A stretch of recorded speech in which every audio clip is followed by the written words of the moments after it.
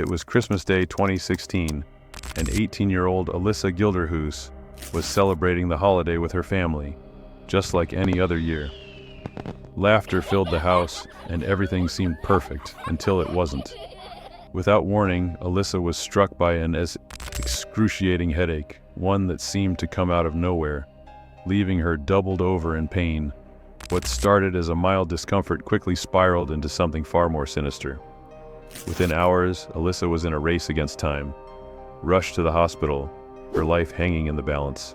Doctors quickly realized this wasn't just a routine medical emergency. Alyssa was suffering from a brain aneurysm, a ticking time bomb that threatened to take everything from her. The Mayo Clinic, the last place of hope, became her destination. But as Alyssa fought for her life, her family was drawn into a battle of their own, one that would challenge their faith in the very medical institution they once trusted. What really happened behind the doors of Mayo Clinic? How did a routine medical procedure turn into a desperate escape plan? And why did Alyssa's family feel like they had no choice but to take matters into their own hands? These questions and the heartbreaking journey of a family fighting to save their daughter will unfold as we dive deeper into the incredible story of Alyssa Gilderhus, a story of life, death, and the lengths a family will go to in order to reclaim control over their loved one's care. But before we get into the details, I want to ask you, what would you do if you felt powerless to protect someone you loved? How far would you go to reclaim control? Let me know your thoughts in the comments, and if you're passionate about unraveling the mysteries behind cases of medical malpractice like this one, make sure to subscribe and turn on notifications. Now, let's get back to Alyssa's story and see just how far her family was willing to go to save her. Alyssa Gilderhus was an 18-year-old high school senior, full of life, energy, and plans for the future. She was the type of person who lit up every room she entered, whether at school with her friends or at home with her close-knit family. Alyssa had dreams of graduation, college, and beyond, everything that a teenager on the cusp of adulthood imagines. Growing up in a small, tight-knit community in Minnesota, she had been surrounded by people who loved her deeply. Her future seemed bright, and nothing appeared to stand in her way until the morning of Christmas Day, December 25th, 2016. What began as a joyous holiday with festive decorations and a house filled with laughter quickly transformed into something far more sinister. Little did Alyssa or her family know, that day would mark the beginning of a terrifying, life-altering ordeal, one that would push the limits of their strength and faith. As the day unfolded, the Gilderhus family, like so many others, gathered to celebrate. But amidst the warmth and holiday spirit, a storm was brewing inside Alyssa's body. It began suddenly. Alyssa, who had always been healthy and full of energy, felt an excruciating pain surge through her head. The intensity of the headache was unlike anything she had ever experienced, making her feel as if her skull might split open. Alyssa's face twisted in agony as the pain rapidly worsened, and soon she was overcome by waves of nausea and vomiting. What had started as a mild discomfort quickly escalated into a full-blown emergency. Her parents, Amber and Dwayne Gilderhus, immediately recognized that something was terribly wrong. Alyssa wasn't just suffering from a common headache. This was something far more severe, and time was not on their side. In that moment, a parent's worst nightmare was unfolding before their eyes. Their daughter, once vibrant and full of life, now crumpled in pain, slipping further from their grasp with every passing minute. Panic surged through the house as the family scrambled to make sense of what was happening. Her parents, feeling the weight of fear and uncertainty pressing down on them, rushed Alyssa to the nearest hospital, praying for answers that could save her life. Unbeknownst to them, Alyssa was in the midst of a life-threatening medical crisis, a ticking time bomb in the form of a brain aneurysm. This rare, often fatal condition occurs when a blood vessel in the brain swells and bursts, leading to devastating internal bleeding. In the face of this hidden killer, every second mattered. At the local hospital, the emergency room staff moved quickly, but it became clear that Alyssa's condition was beyond what the hospital could handle. Her symptoms were rapidly worsening, and the local doctors recognized the gravity of the situation. Alyssa was fighting for her life, and they knew they needed to act fast. Her condition wasn't just critical, it was dire. The decision was made to transfer her immediately to the Mayo Clinic in Rochester, Minnesota, a facility renowned worldwide for its cutting-edge medical care and expertise in dealing with complex cases. For the Gilderhus family, hope flickered. If any place could help Alyssa, it was Mayo Clinic. But the journey ahead would be anything but easy. The chaotic rush to get her there was filled with anxiety, uncertainty, and an overwhelming sense of helplessness. As the transfer took place, Amber and Dwayne could do nothing but watch, their hearts heavy with fear and prayers on their lips. They had no choice but to place their daughter's life in the hands of the experts at Mayo Clinic. The road ahead was filled with unknowns, and little did they know, this was only the beginning of their battle, a battle not just against Alyssa's life-threatening condition, but one that would ultimately pit them against the very hospital they believed would save her. Upon Alyssa's arrival at Mayo Clinic, the gravity of her condition was immediately clear to the team of neurosurgeons assembled to evaluate her. With her life hanging in the balance, time was of the essence. A brain aneurysm is often referred to as a ticking time bomb inside the skull, and for Alyssa, this was no exaggeration. The longer the aneurysm went untreated, the higher the risk that it would rupture completely, leading to catastrophic and potentially irreversible brain damage, or worse, death. The medical team sprang into action. A series of rapid neurological assessments and scans confirmed their worst fears. The aneurysm had already begun to rupture, and the pressure building inside Alyssa's skull was threatening to crush her brain. There was no room for delay, and immediate surgical intervention was her only chance of survival. Alyssa was rushed into the operating theater. The sterile, brightly lit room buzzed with a sense of urgency as the neurosurgeons and their team prepared for what would be a high-risk, delicate procedure, one that required immense precision and focus. In a brain aneurysm case, even the slightest miscalculation could mean the difference between life and death. The procedure they would perform is known as a craniotomy, an incredibly complex surgery that involves opening the skull to access the brain.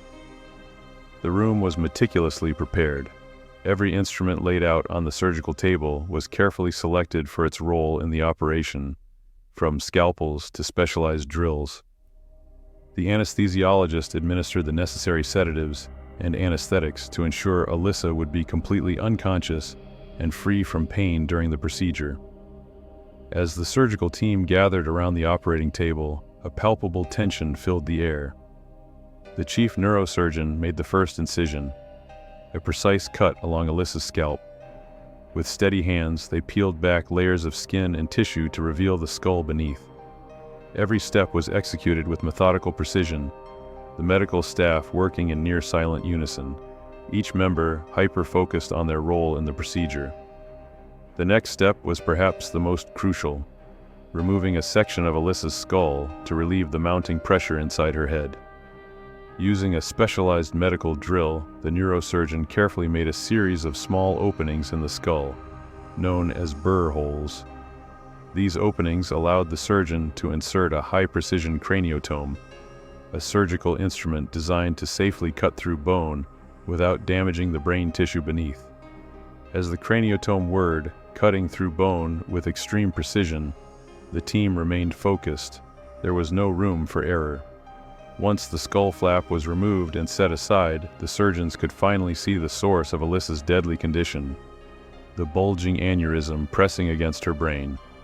Blood and cerebrospinal fluid had begun to accumulate, increasing the pressure within her skull. This dangerous buildup was akin to a dam waiting to burst, with the risk of further rupture looming with every second. The immediate priority was to drain the excess fluid. A catheter was carefully inserted into her brain's ventricles, allowing the team to drain the fluid and relieve the immense pressure that was threatening to cause permanent brain damage. As the fluid drained into a nearby collection system, The tension in the room slowly eased. The surgeons had successfully taken the first step in saving Alyssa's life, but the battle was far from over. The next challenge was dealing with the aneurysm itself. While the initial rupture had been contained, the aneurysm remained a lethal threat. To neutralize this time bomb, the neurosurgeon employed a delicate technique known as aneurysm clipping. A specialized metal clip, designed to withstand the pressure of blood flow, was carefully positioned around the base of the aneurysm. The clip's function was to prevent any more blood from entering the weakened area, essentially cutting off the aneurysm's blood supply and preventing further rupture. This part of the procedure required intense concentration. The brain, densely packed with critical blood vessels and nerve fibers, is highly susceptible to even the slightest disturbance. One wrong move, one slip of the hand, could spell disaster, a risk the team was acutely aware of. After what seemed like an eternity of careful positioning and readjustment, the clip was finally secured. The aneurysm was now isolated, and the immediate danger of further bleeding had passed. The team moved quickly to close the surgical site. The bone flap that had been removed was carefully replaced and secured with tiny titanium plates and screws to ensure proper healing. The scalp was then sutured closed, and Alyssa was wheeled into the intensive care unit for post-operative monitoring. Although the operation had been a success in stabilizing Alyssa's condition, the medical team knew that her road to recovery would be long and uncertain. The effects of a brain aneurysm, particularly one that had ruptured, are far-reaching. The brain is an incredibly delicate organ, and even successful surgeries can leave lasting impacts on a patient's cognitive, emotional, and physical abilities.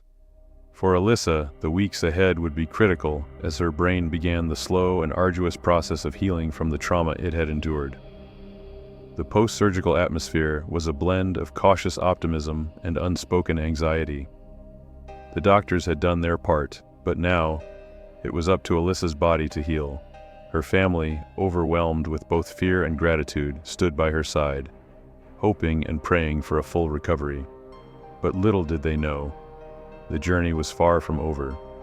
What seemed like a medical victory at first glance would soon spiral into a series of unexpected challenges that would test the limits of their trust in the medical system. In the days following the surgery, Alyssa's condition remained stable, but her recovery was painstakingly slow. She drifted in and out of consciousness, her brain still swollen and fragile from the trauma. The medical staff closely monitored her vital signs, adjusting her medications and treatments as needed to ensure she remained stable. Each passing day brought small glimmers of hope. A slight movement of her fingers, a flutter of her eyelids, but the long-term prognosis remained uncertain. For the Gilderhus family, this waiting period was excruciating. They were grateful to the Mayo Clinic staff for saving Alyssa's life and were hopeful that, with time, she would make a full recovery. The Gilderhus family spent most of their days by Alyssa's bedside, supporting her as she slowly regained some semblance of awareness. There was hope in the air that despite the terrifying ordeal, Alyssa would eventually return to her normal life. However, as the weeks slowly turned into months, the initial wave of relief that had washed over them after Alyssa's surgery began to give way to an uncomfortable and growing sense of unease.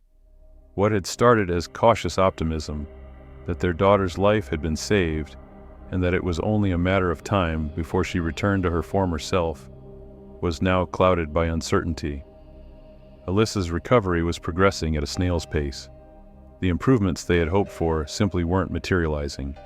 Each day brought more questions than answers, and for a family that had once placed their trust in the expertise of Mayo Clinic, that trust was beginning to fray. It started with small concerns, barely noticeable at first, an offhand comment from a nurse, a doctor who seemed hurried during a checkup. But soon, these minor irritations began to pile up, and Amber Gilderhus, Alyssa's mother, couldn't shake the feeling that something wasn't right. Every time she asked a question about Alyssa's prognosis, or why certain medications were being administered, she was met with vague, dismissive responses. The once attentive medical team now seemed elusive, as though they were intentionally keeping the family at arm's length. And as the days dragged on, the anxiety in Amber's chest grew heavier. The cracks in communication between the hospital staff and the Gilderhus family widened with each passing week. Simple inquiries about Alyssa's condition were often brushed aside with hurried explanations. Requests for updates on her treatment plan were met with resistance, leaving the family feeling increasingly sidelined. For Amber, a mother who had watched her daughter go from a bright, vibrant young woman to someone who was now lying in a hospital bed, barely conscious, the lack of transparency felt like a betrayal. She had placed her trust in these doctors, and now it seemed they were shutting her out of the very process that could determine her daughter's future. What started as mild frustrations soon snowballed into larger conflicts. The turning point came when Amber and Dwayne requested a detailed discussion with the medical team about Alyssa's long-term recovery. They wanted clarity, answers about why their daughter was not progressing as expected, and most importantly, they wanted to know what the future held for her. The response they received wasn't just unhelpful, it was cold. The doctors seemed resistant to involving the family in these critical discussions, often speaking in medical jargon that left the Gilderhouses feeling lost. Imagine the heartbreak of a family desperate for answers, only to be met with walls instead of windows. With every evasion, every non-answer, the divide between the family and the hospital grew wider. What had once been a partnership in saving Alyssa's life had devolved into a bitter struggle for information. And with each passing day, the Gilderhus' trust in Mayo Clinic eroded further. Alyssa's body may have been fragile, but now, so too was the relationship between her family and the hospital. At the heart of the issue was Alyssa's slow recovery. Despite the successful surgery, she wasn't progressing as quickly as her family had hoped. While her condition had stabilized, the improvements were minimal, and the Gilderhus family began to feel as though they were being left in the dark about why this was happening. They were no longer content to simply accept what the doctors told them. They wanted more involvement, more answers, more hope. The tipping point came when the family began to explore the possibility of transferring Alyssa to another hospital, one where she could receive specialized rehabilitation that might accelerate her recovery. But this idea, one that offered them a glimmer of hope, was quickly shot down. Mayo Clinic refused the request, citing concerns that Alyssa was too fragile to be moved. The hospital insisted that her current treatment was the best option, and that any transfer could put her life at risk. To the Gilderhus family, however, it felt as though the hospital was more interested in maintaining control over Alyssa's case than considering what was truly best for her. Each denial felt like another door slamming in their faces. The hospital seemed immovable, rigid in its stance, while Alyssa lay there, trapped, in a place that once symbolized hope but now felt more like a prison. Amber's frustrations reached a boiling point.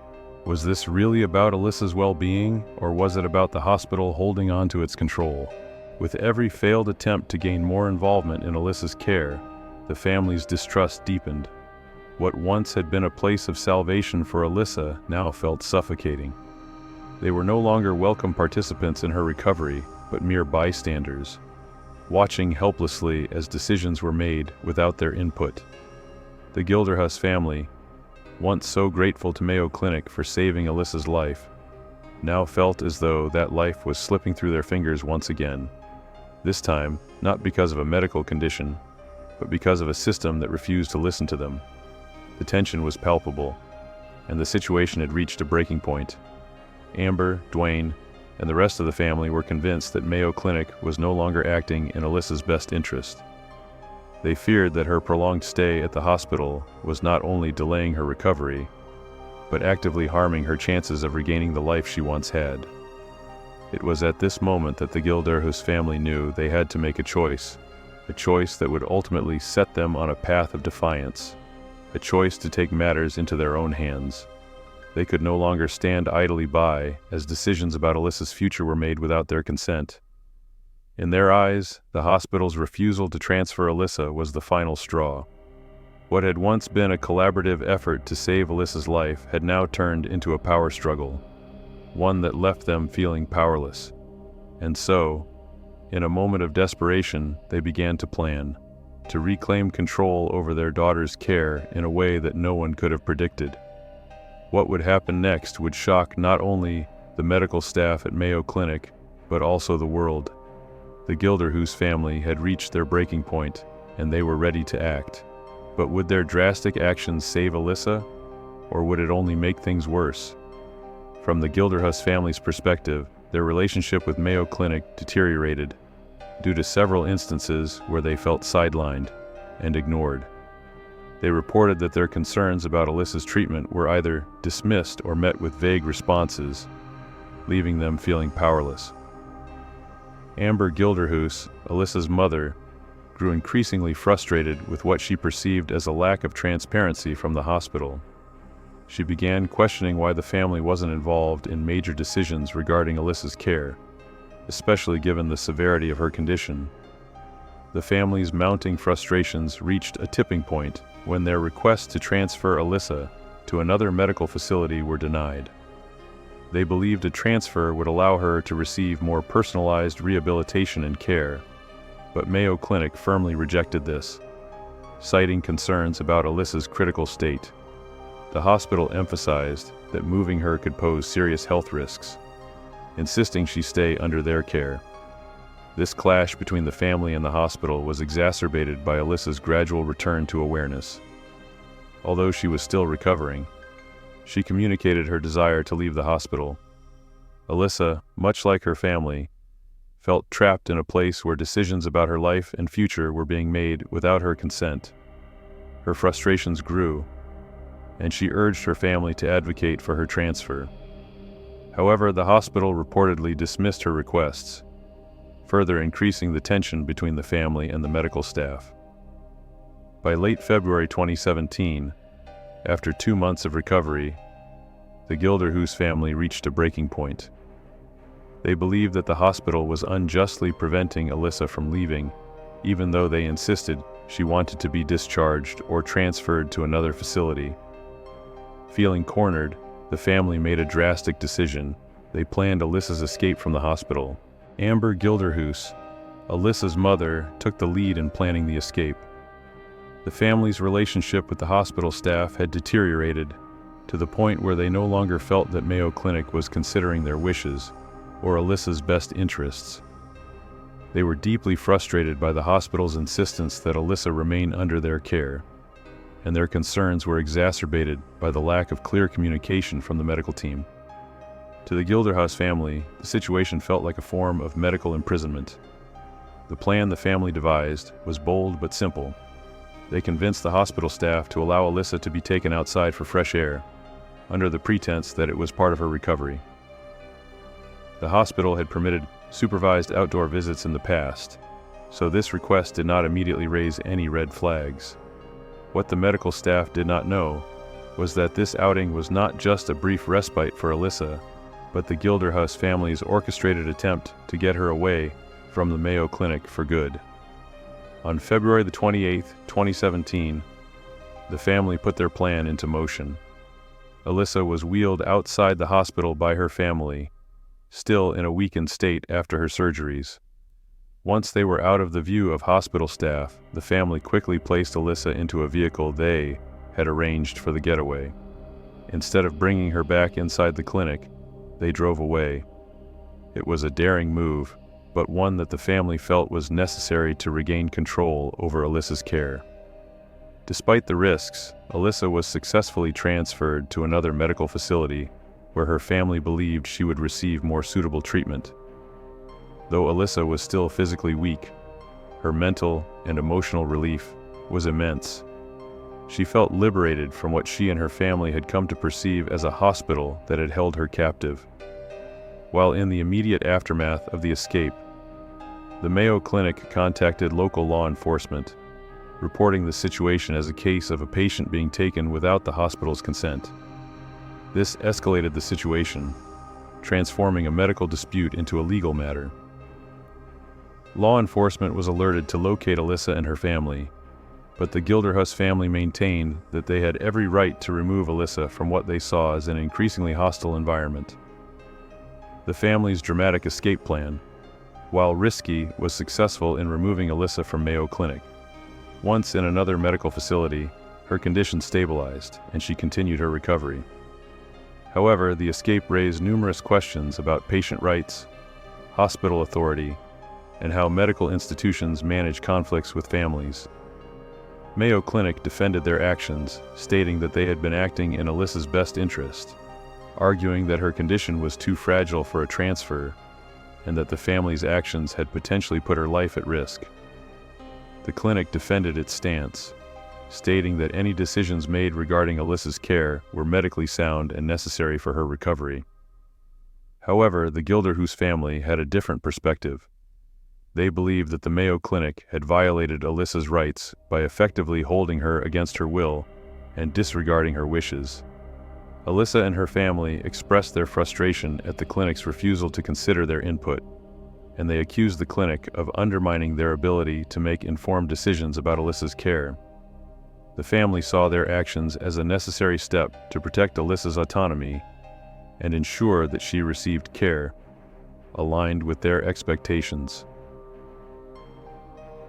The involvement of law enforcement, triggered by Mayo Clinic's reports of Alyssa's unauthorized removal, added another layer of complexity to the case. Local authorities began investigating the matter, though no charges were filed against the family. The legal implications raised important questions about the balance of power between hospitals and patients or their families. Mayo Clinic's report to law enforcement was based on their belief that Alyssa had been endangered by her family's actions, while the Gilderhus family argued that the hospital had overstepped by trying to block Alyssa from leaving. Public opinion became divided as media coverage of the case grew. Some supported the family's decision to take control of Alyssa's care, while others sided with the hospital, emphasizing the potential medical risks of transferring her prematurely. The case also brought to light broader concerns about hospital practices, patient rights, and how families can sometimes feel powerless in the face of medical bureaucracy. Despite the tension between the two parties, Alyssa continued her recovery in a different medical facility, with the family claiming that her condition improved after leaving Mayo Clinic. Mayo Clinic, on the other hand, maintained that they had followed medical protocols in Alyssa's best interest, and that the family's decision to remove her had introduced unnecessary risks. The case, while resolved in terms of Alyssa's health, left behind lingering questions about the broader implications for patient rights and hospital authority, questions that would continue to be debated in the healthcare community long after the immediate media frenzy had subsided. But what do you think? Was Alyssa's family justified in taking matters into their own hands, or did they risk her life by defying the medical experts? I'd love to hear your thoughts in the comments below.